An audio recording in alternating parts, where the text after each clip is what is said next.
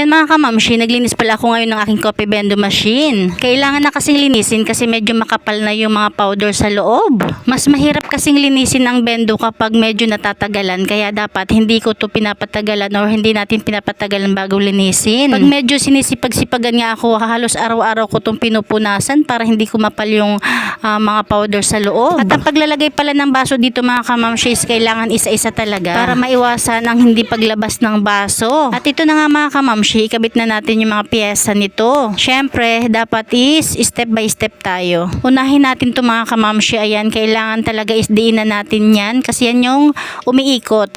Tapos, yan naman yung next. Kailangan is itulak mo lang siya konti tapos ikot pataas. Tapos, kailangan is mag-lock yan.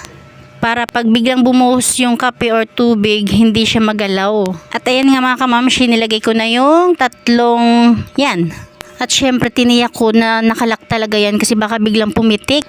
At isunod na natin yung para mga embudo na ayan, madali lang naman ikabit yan. Akala lang talaga ng iba is mahirap pero napakadali lang talaga mga kamamshi.